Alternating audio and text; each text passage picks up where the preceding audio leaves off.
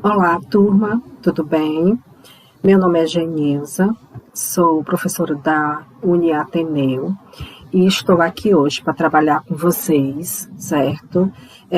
Acerca da disciplina Trabalho e Sociedade, né? E o que é essa disciplina? Ela vai trazer para a gente, né? O que é que ela vai nos desenvolver, certo? Sobre o que representa o trabalho, né? O que representa o trabalho dentro da própria sociedade, né? Como, certo, esse trabalho ele vai, né, trazer configurações, trazer entendimentos, né? Então, o objetivo da disciplina é justamente isso, né? Trazer uma compreensão, tá, do trabalho e esse trabalho inserido dentro da sociedade, né?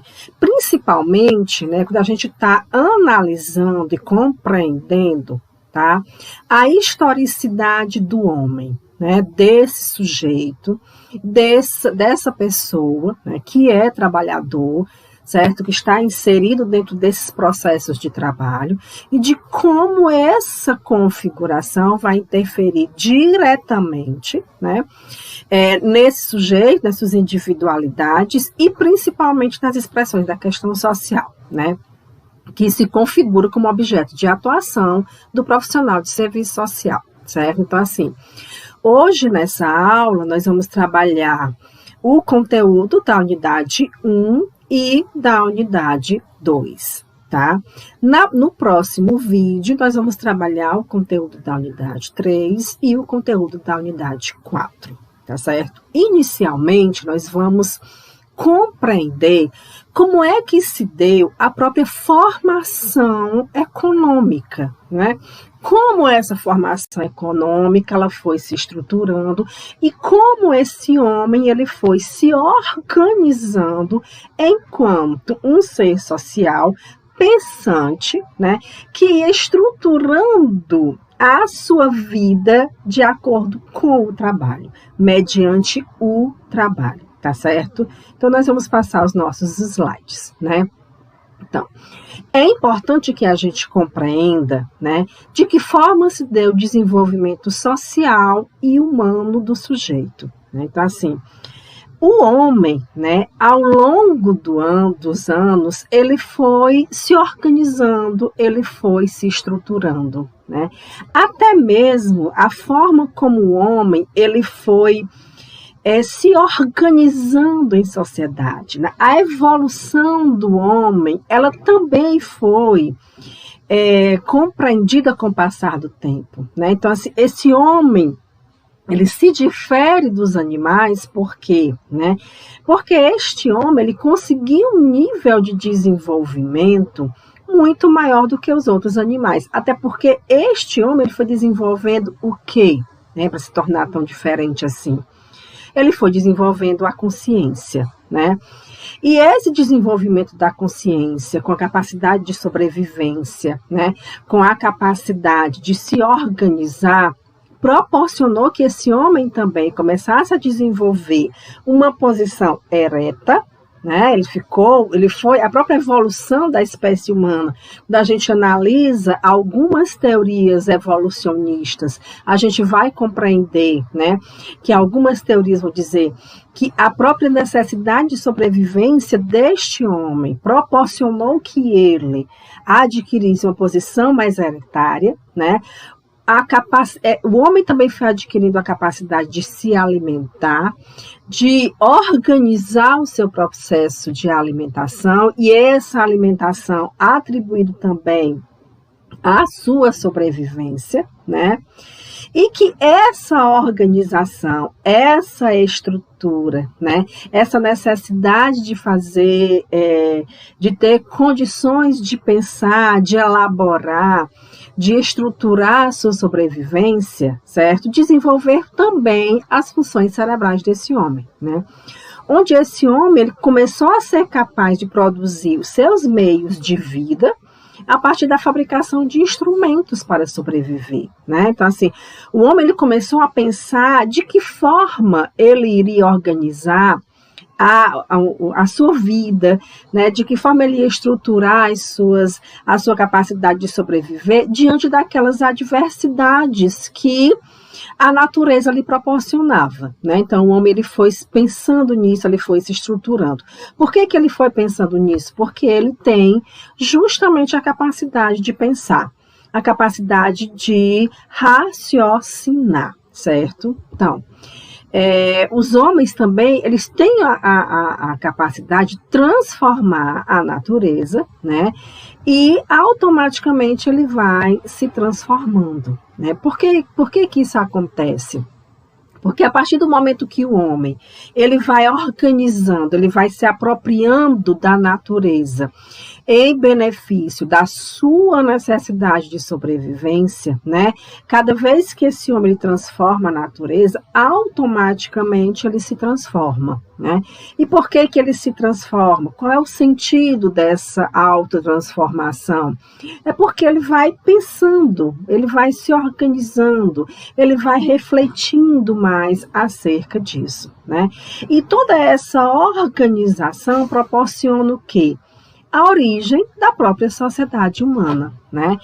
E essa sociedade humana, certo? O homem tem sido o produto desse seu próprio trabalho, né? Então, assim, o homem ele vai, através desse trabalho que ele vai desenvolvendo, que é justamente com o objetivo inicial da sua sobrevivência, né? Então, o homem ele vai organizando, certo, a sua vida em sociedade, né? Através dessa necessidade de sobrevivência, né? Então, assim, esse trabalho que o homem realiza, né? Ele também precisa da participação de outros homens, né? Então, assim, e essa participação, ela vai se dar através de uma produção cooperativa e coletiva, né? Porque o homem também, ele é o único ser humano, né? Aliás, ele é o único animal, no caso, né? O único sendo que ser humano só tem ele, né? Ele é o único animal que ele consegue passar para os outros o seu entendimento, né? Passar para os outros as suas experiências. E ele passa através de quê? Ele passa através da sua linguagem e dos seus pensamentos, né? E das suas ideias, né? Então, assim, quando os homens eles começam a se organizar, né? Organizar o seu modo de produção, certo? Que ele começa a se estruturar, que ele começa a se organizar enquanto sujeito, enquanto sociedade, né? Então, essa organização, essas experiências, né, essa capacidade que ele vai ter de utilizar a matéria bruta, certo? Como meio de sobrevivência, ele vai passando para os outros homens, né? E esse compartilhamento de experiências, o que é que os homens eles vão fazer? Eles vão estruturar isso. Eles vão se estabelecer meios de aprimorar esse tipo de organização. Tá? Por que é importante a gente ter essa compreensão? Porque nós vamos entender como é que se dá o desenvolvimento dos modos de produção. Porque o modo de produção do homem, que o homem desenvolve na história da humanidade, né, ela se dá de uma forma muito primitiva. Ela se dá de uma forma primitiva, certo? E ela vai avançando com o passar do tempo, com o passar da evolução desse homem, né? E com o passar da necessidade, né? Que esse homem vai ter no processo de compra e venda de produtos ou compra e venda de força de trabalho. E isso já que a gente estiver trabalhando sobre o sistema capitalista, tá certo? Então, nessa organização, né, a gente precisa compreender o que seria o comunismo primitivo. Né? O comunismo primitivo é o que a gente considera de uma sociedade sem classes e sem Estado. Por que é importante a gente ter essa compreensão? Porque o primeiro modo de produção que o homem desenvolve é um modo de produção primitivo, né? Que é muito parecido com essa concepção do comunismo, tá? Onde esses homens eles vão se organizar em pequenas coletividades. Esses homens eles são livres, certo? eles estão unidos com um objetivo comum, que é a coletividade da produtividade, certo? Essa produtividade é distribuída igualitariamente entre eles, certo? Então, assim, o produto social, ele é distribuído de acordo com as necessidades, tá? Então, assim, esses homens, eles vão usando a terra, eles vão usando dos instrumentos, e aí eles vão, né, compartilhando de acordo com a necessidade de cada um, certo? Não era aquela coisa de um ficar com mais e outro com menos, certo? Eles eram nômades, né? Então, assim, eles não se fixavam em um determinado local, certo? Eles estavam sempre em busca de melhores locais para utilizar dessa terra em forma de alimento, né? E aos poucos esses homens também eles foram se organizando, eles foram se estruturando, certo? Por quê? Porque esse mesmo homem ele foi percebendo, né, que ele precisava ter meios de utilizar, de se apropriar mais daquela terra, né? E o que foi que aconteceu? Alguns desses homens que começaram a se evoluir mais com relação à apropriação da terra e dos produtos, né, dos meios de trabalho, o que foi que aconteceu? Eles começaram a guardar esses produtos, né? E aí é o que a gente chama de excedentes de produtos. Então, eu começo a guardar mais daquilo que eu não tenho a necessidade. E aí começa a mudar um pouco sobre essa estrutura, ok? Né? Houve também o desenvolvimento da produção, e esse desenvolvimento possibilitou a divisão social do trabalho, né?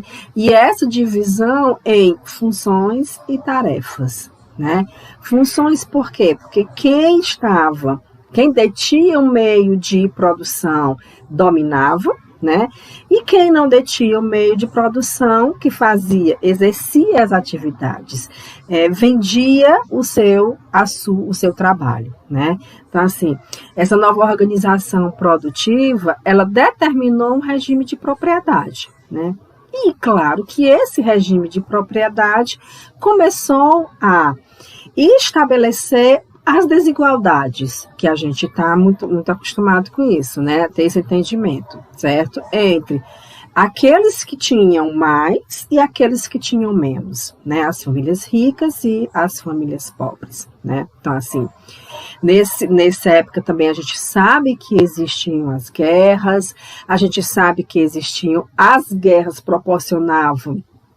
ocasionavam, né, a escravidão, né, e essa escravidão, ela era utilizada como uma ferramenta de manutenção de domínio produtivo, certo? Porque aquele local que ganhava a guerra escravizava aquele povo que perdia, né, e aquele povo escravizado iria trabalhar, certo? Em função da manutenção daquele que era o dominante, né? Então, assim, esse período surge o período escravocrata, né? Que aí é o que a gente compreende como outro modo de produção, né? Nesse tempo também surgem, né, as classes sociais e o Estado, certo? Porque era importante que o Estado ele desenvolvesse a divisão do trabalho, né?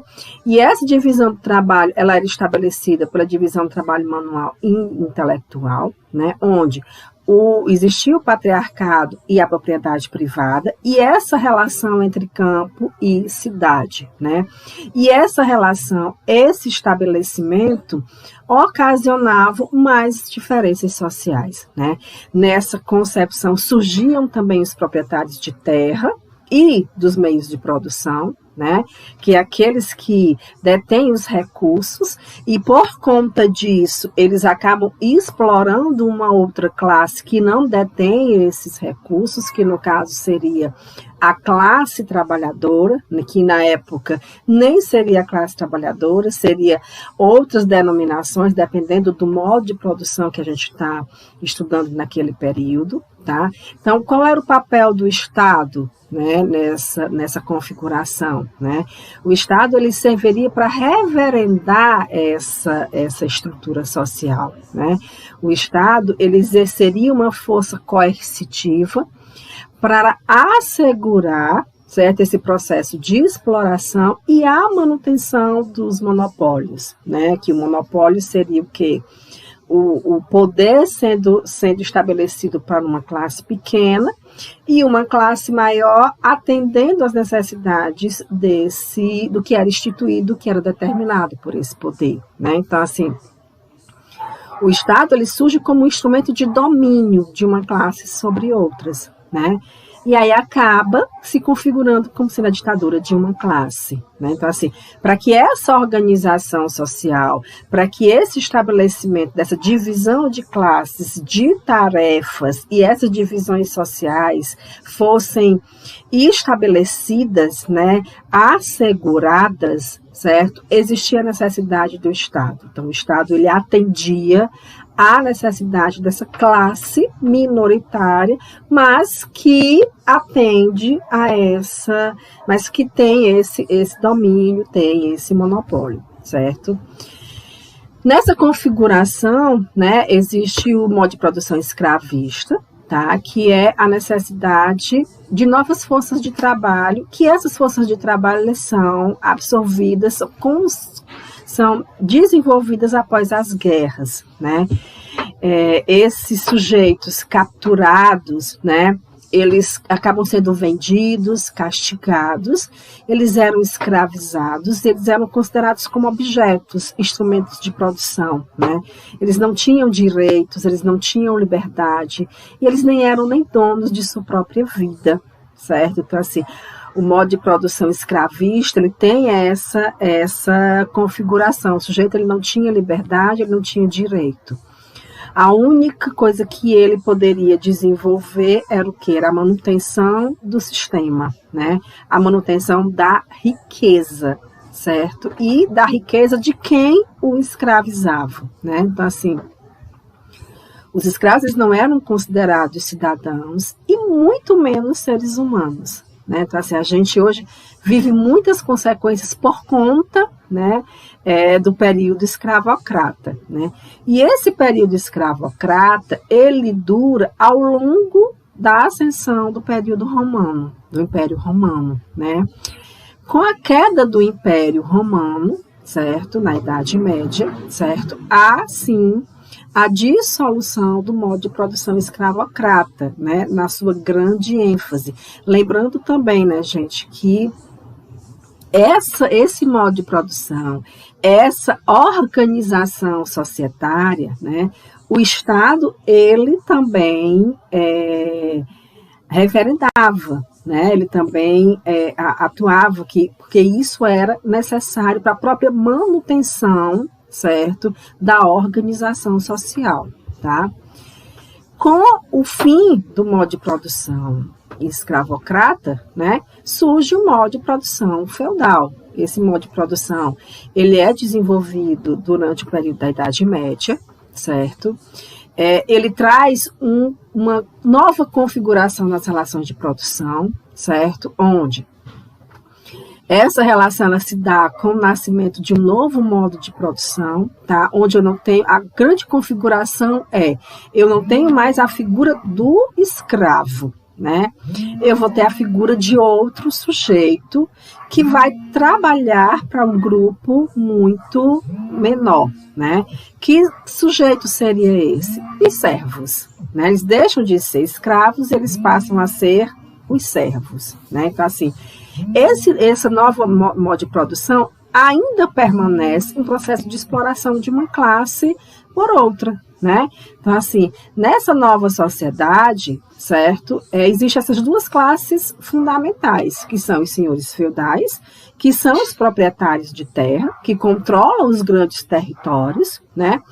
E os camponeses que trabalham nessas terras, né? Quem são esses camponeses? É interessante também a gente saber quem são esses camponeses. São esses servos, esses subordinados, né, esses tributários, são os artesãos, né, que acabam sendo obrigados a trabalhar nas terras do senhor feudal, né, e a trabalhar para eles, certo? Eles geravam renda para o senhor feudal, tá? E essa renda era exclusiva para eles, certo? Eles ganhavam, sim, tinham um percentual monetário, mas eles contribuíam grande parte desse percentual para o senhor feudal, certo? Então, nessa forma, ok?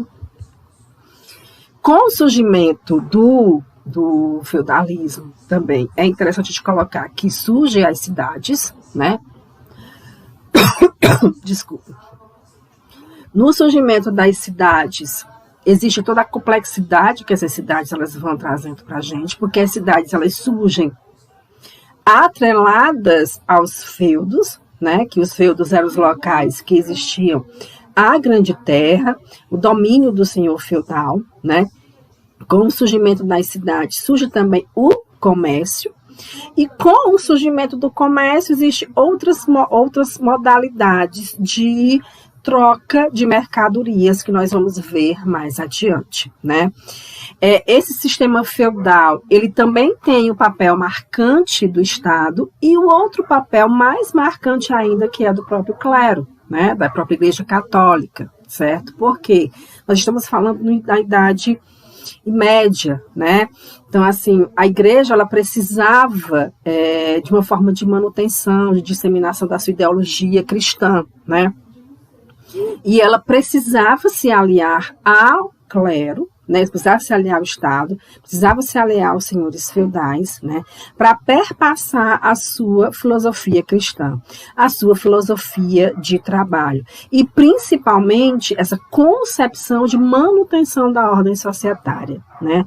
Por quê? Porque era necessário uma filosofia, né? Um entendimento cristão que estabelecesse e direcionasse a manutenção daquela organização social e daquela organização do sistema produtivo, tá?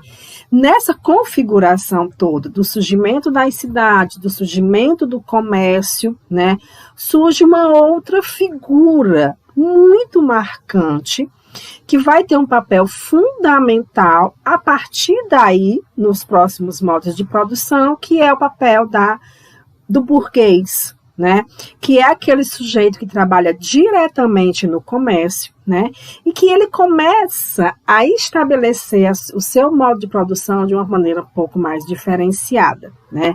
Com a troca de mercadorias, né? Com a troca de uma mercadoria por outra, depois a troca de uma mercadoria por dinheiro, certo? E esse sujeito, esse burguês, ele também começa a adquirir mais propriedades. Não necessariamente as propriedades de terra, mas as propriedades inseridas dentro das cidades, ok? E logo em seguida, né, com a queda do regime feudal, nós tivemos o princípio, né, o surgimento do sistema feudalista, né, do sistema capitalista, né, onde no sistema capitalista, a burguesia, ela conquista realmente o poder, certo? Essa burguesia, ela estabelece um ideal, né, para o servo, que este servo, ele não era tão livre assim, né, ele não era escravizado como o escravo, mas ele não era tão livre como se desejava ser, né? Como se tinha esse ideal de sujeito livre, certo? Então, esse servo, né, ele muda de nomenclatura, tá? Ele passa a ser denominado de proletariado, né? O que é um proletariado? São homens livres, sem os meios de produção, certo? E só tem a sua capacidade, a sua força de trabalho para trabalhar, né? Então, ele começa a trocar essa força de trabalho por um salário, né? Então, assim, ele é livre, teoricamente, certo? Ele está inserido num modo de produção que quem detém é uma minoria, tá? Para que ele esteja inserido nesse modo de produção, ele precisa vender a sua força de trabalho em troca de um salário, tá? O enriquecimento somado, né, dessas grandes massas de homens, dos modos de produção, certo? Esses proprietários livres, eles não tinham os meios de vida, certo? Isso se constitui um processo de acumulação originária do capital nas mãos nascentes dessa classe capitalista, tá? Os capitalistas, eles continuam sendo os que dominam, né, o sistema, tá? Eles contratam esses operários por um salário, certo? Eles detêm os meios de produção, eles possuem a força de trabalho, certo? Esses proletários, né, eles são livres, né, mas eles não são livres para desenvolver as suas funções em troca do seu salário, certo? As suas funções, elas estão determinadas pelo modo de produção, tá? Então, os operários do sistema capitalista, eles são coagidos a trabalhar por um motivo econômico, e pelo simples fato de não possuírem as ferramentas para o desenvolvimento de sua produtividade, tá? Então, assim, eles não têm como desenvolver isso, certo? Então, por isso que eles acabam sendo inseridos no modo de produção, tá? Onde esse modo de produção, quem detém é o próprio capitalista, tá certo? Com o surgimento do desenvolvimento da cidade, do desenvolvimento da grande indústria, certo? Que essa indústria, ela vem através da máquina a vapor. Nós temos também a Revolução Industrial, certo? Que é uma nova configuração dos modos de produção, certo? Nessa nova configuração, nós temos logo em seguida, né, a mundialização desse modo de produção e do próprio sistema capitalista, certo? Onde esse sistema capitalista ele vai se disseminar nos outros espaços, tá? E aí nós vamos ter o que Marx considera como a mais-valia, né? Que é o excedente do tempo de trabalho, certo? Pelo proletariado.